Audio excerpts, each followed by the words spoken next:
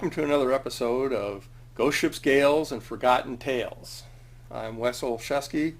I'm the author of 17 books so far on Great Lakes maritime history and shipwrecks. Been doing this for about 30 years.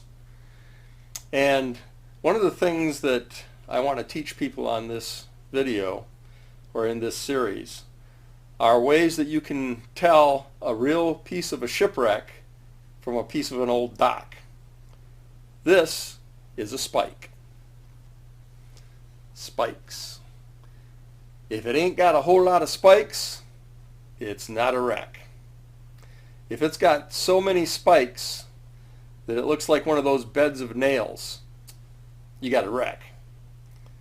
So, that's the quick method for telling a piece of a shipwreck from a piece of an old dock. Subscribe to this site and you'll get a lot more. Meanwhile, let's go on with the show.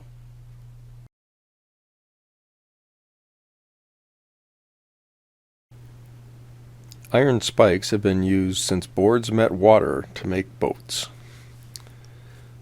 Literally, thousands of years. Generally on the Great Lakes, the square shank iron spike was the nail that held the finished timbers of the lake boats together. They came in several common sizes. Normally we find wrecks with 1/2 inch spikes or 3/8 inch spikes.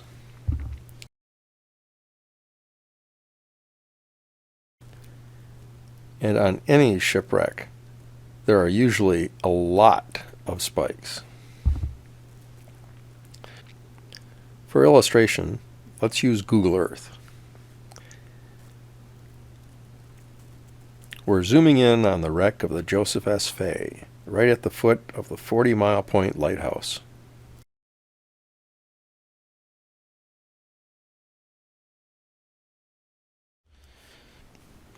In a severe storm, she sprang a leak, and she was run into the shallows with a load of iron ore. It was done by her captain, William Fletcher, in order to keep her from sinking on October 19th, 1905. After she grounded, the storm's winds and waves quickly began to take the Fay apart.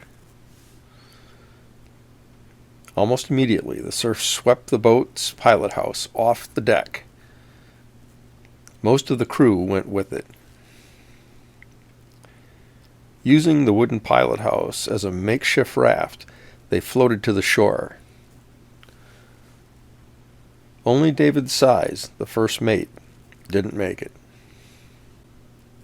The wreck of the Fate remains right there as you view this video.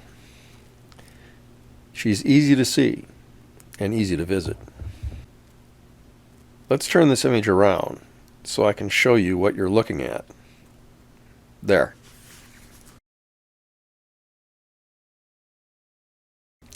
This drawing was done by the Thunder Bay National Marine Sanctuary and illustrates the remains of the 216-foot ore boat. You can get this on your own at thunderbay.noaa.gov. Notice here a large hunk of her side. We're going to go and get a close look at her other side. And we won't even get wet. Once again, we're using our friend Google Earth. Let's go up here and go back in time a little bit, see if we can get a more clear view of her. Let's see here. That's a little better. Lower water. Let's try earlier. Oh, no way, don't like that. Not at all. Let's see, I gotta get back here. Let's see, getting back. Oh, there we are. All right, let's go way to shore. Get onto some dry land. And we're right in front of the lighthouse, and now we're going to walk to the north, and we're going to look for this, right in the sand. Let's take a really close look. This is what we're looking for. A huge part of the Joseph Fay on the beach, and you can walk right up to it. It is a fine summer day, and the wreck is mostly exposed. It's easy to find.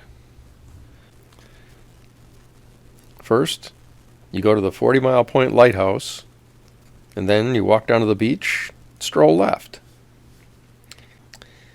Even when she's mostly covered, you can still see the bolts and the spikes in the sand. Today, however, we get a clear view. Look at that forest of spikes. Spikes in this quantity say shipwreck. The shipwrights of her day did not scrimp on spikes. So, the lesson is, if you find a chunk of something but no spikes, the odds are you haven't found a shipwreck.